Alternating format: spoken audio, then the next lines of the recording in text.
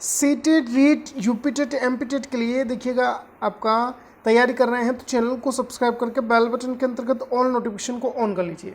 Discuss करेंगे EVS के लिए मॉक टेस्ट आपका बहुत इंपॉर्टेंट, एमपीटेट की तैयारी के लिए यह आपका रामबाण साबित होने वाला है। डेली देखिएगा लाइव क्लास आपका शाम को 6 बजे रहती है, तो आप सभी 6 बजे लाइव ज़रूर आइएगा।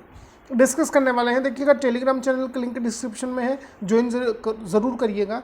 वहाँ पर आपको देखिएगा पीडीएफ फाइल्स, नोट्स, अपडेट्स आपको मिलते रहते हैं। पहला क्वेश्चन आपके लिए है, कूड़ा करकट के निस्तारण कन्वेक्शन हेतु हमें क्या किया जाना चाहिए, बताइएगा क्या कर सकते हैं हम। तो देखिए, कूड़े का संग्रहण करना, कूड़े का संवहन करना, कूड़े को नष्ट करना और उपरोक्त सभी। तो बिल्कुल देखिएगा ये एक प्रोसेस है, जो भी आपका कूड़ा करकट है, कचरा निकलता है उसके लिए, तो उसको देखिएगा हम अपने जो वातावरण है उसको हानि पहुंचाए बिना उसका कन्वेक्शन या निस्तारण किस तरह से कर सकते हैं। तो यहाँ पर इकट्ठा कर सकते हैं, उसका संवहन होगा, नष्ट कर सकते हैं उसको। डी ऑप्शन के लिए जाना है अपने को, टिक कर रहे हैं डी ऑप्शन, तो बहुत अच्छी तैयारी चल रही है। चलिएगा नेक्स्ट क्वेश्चन आपके लिए है, क्वेश्चन बहुत इंपॉर्टेंट, ठंडे क्षेत्रों में आवास का मुख किस दिशा में होना चाहिए। जिस भी आपका क्षेत्र में जहाँ पर अधिक ठंड रहती है, बर्फ गिरती है, वैसे क्षेत्रों में जो घर है या आवास है, उसके घर का जो मुख है या दरवाजा है किस साइड होना चाहिए, इस तरह से क्वेश्चन आपसे पूछा है, बताइएगा। ये सभी एमपीटेट के लिए बहुत इंपॉर्टेंट रहने वाले हैं। लाइक कर दीजिएगा वीडियो को और अपने दोस्तों को शेयर करिए ताकि उनको भी आपका हेल्प मिले।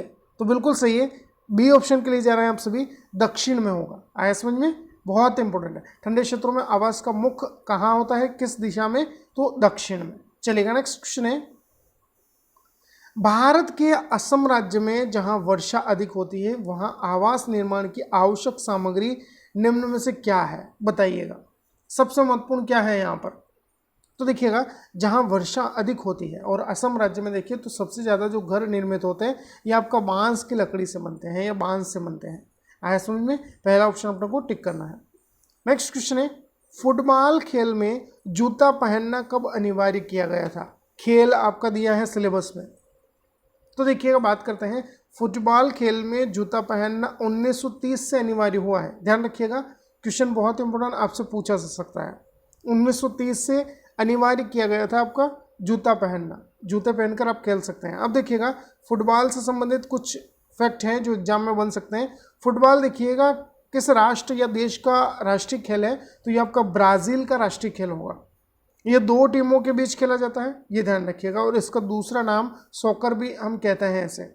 और इस खेल के प्रत्येक टीम में, मतलब एक टीम में 11 खिलाड़ी होते हैं और जो दूसरी विपक्ष की टीम होती है उसमें भी आपका 11 खिलाड़ी होते हैं। तो पूछा जा सकता है आपसे क्वेश्चन कि फुटबॉल की एक टीम में आपका कितने खिलाड़ी हो सकते हैं, तो ये आपका 11 होंगे, ध्यान रखिएगा। चलिएगा नेक्स्ट क्वेश्चन है, पर्यावरण शिक्षा का मुख्य उद्देश्य क्या होना चाहिए। पर्यावरण शिक्षा देना, पर्यावरण के प्रति सचेतना विकसित करना, दोनों या उपरोक्त में से कोई नहीं। तो यहाँ पर देखिएगा पर्यावरण शिक्षा भी देंगे और पर्यावरण के प्रति सचेतना या जागरूकता या पर्यावरण संरक्षण के प्रति आपका शिक्षित भी करेंगे आप। सी ऑप्शन अपने को यहाँ पर टिक करना है। चलेगा नेक्स्ट क्वेश्चन है, पर्यावरण के प्रति जागरूकता पैदा करने की अत्यंत आवश्यकता है। विद्यालय तथा महाविद्यालय में पर्यावरण जागरूकता की शिक्षा भी दी जानी चाहिए, ये कथन किसके द्वारा कहा गया है। देखिएगा बहुत इंपॉर्टेंट है, पर्यावरण के प्रति क्या है कि जागरूकता विकसित करना है आपको। इसके लिए विद्यालय और महाविद्यालय में आपका पर्यावरण जागरूकता सप्ताह है। इसके अलावा बहुत सारे कार्यक्रम आयोजित किए जाते हैं पर्यावरण की शिक्षा के लिए। यह जो कथन है किसके द्वारा दिया गया है, बताइएगा।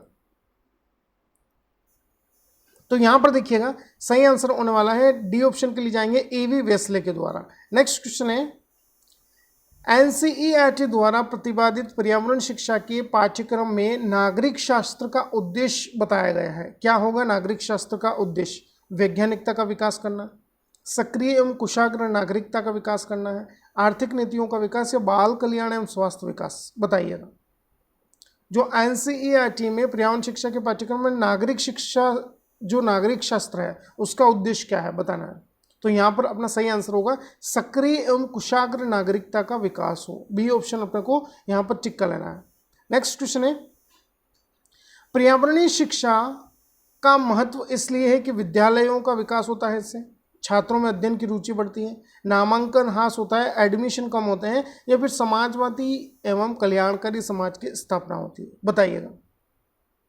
तो देखिएगा पर्यावरण शिक्षा का महत्व आपका क्यों है, तो यहाँ पर देखिएगा बच्चों में प्रत्यक्ष और अप्रत्यक्ष रूप से अध्ययन में रुचि विकसित होती है। आया समझ में? बी ऑप्शन अपने को टिक करना है। नेक्स्ट क्वेश्चन है, भारत में सर्वाधिक ऊर्जा किस स्रोत से प्राप्त होती है, बताइएगा। तो देखिएगा ताप विद्युत का क्षेत्र है भारत में आपका बहुत ही व्यापक है, डी ऑप्शन अपने को टिक करना है। नेक्स्ट क्वेश्चन है, निम्न में से किसी क्षेत्र में अधिकांश रोगों, देखिएगा जो आपका बीमारियां होती हैं उनकी बात की गई है, कि जीवाणु किस माध्यम से आते हैं, धूल, पानी, वायु या प्रकाश से, बताइए। तो देखिएगा अधिकांश रोगों का वाहक जो यहाँ पर माना है ये आपका धूल होगा, ध्यान रखिएगा, पहला ऑप्शन अपना यहाँ पर टिक करना है, ध्यान रखिएगा। नेक्स्ट क्वेश्चन है, वॉलीबॉल कोर्ट की लंबाई कितनी होती है, बताइएगा। क्वेश्चन आपसे पूछा जा सकता है, 15 मीटर है, 18 मीटर है, 20 मीटर है या 22 मीटर है, बताइएगा। ऑप्शन ध्यान से पढ़िए। तो देखिएगा सही आंसर होने वाला है यहाँ पर 18 मीटर जो है वॉलीबॉल कोर्ट की लंबाई होगी, ध्यान रखिएगा। और वॉलीबॉल जो है किस राष्ट्र या देश का राष्ट्रीय खेल है, तो ये आपका श्रीलंका का राष्ट्रीय खेल है। ऐसा समझिए, श्रीलंका का राष्ट्रीय खेल वॉलीबॉल है। वहाँ पर भी देखिएगा भारत का जिस तरह से राष्ट्रीय खेल हॉकी है उसी तरह से यहाँ का वॉलीबॉल है, लेकिन दोनों ही देशों में आपका बात करें तो क्रिकेट जो है ज़्यादा आपका लोकप्रिय माना जाता है, ध्यान रखिएगा। एग्जाम में आपसे क्वेश्चन पूछे जा सकते हैं। और देखिएगा इसके एक टीम में, 2 टीमें इसमें भी खेलते हैं वॉलीबॉल में, तो एक टीम में आपका 6 खिलाड़ी होते हैं या एक पक्ष में 6 खिलाड़ी होते हैं, दोनों में मिलाकर आपका 12 खिलाड़ी होंगे।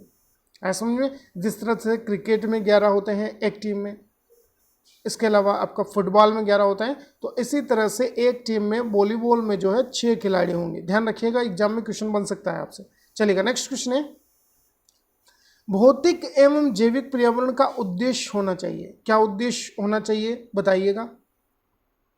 तो देखिएगा यहाँ पर बात करें आपका सबसे महत्वपूर्ण वैज्ञानिक तथ्यों तथा दृष्टिकोण का विकास हो, यही आपका भौतिक और जैविक पर्यावरण यहाँ पर कहता है, ध्यान रखिएगा। जो वैज्ञानिक तथ्य है, फैक्ट हैं, और जो भी बच्चे के लिए आपका पर्यावरण संरक्षण और पर्यावरण को बचाने के दृष्टिकोण है उनका आप विकास कर सके, सी ऑप्शन अपने को टिक करना है।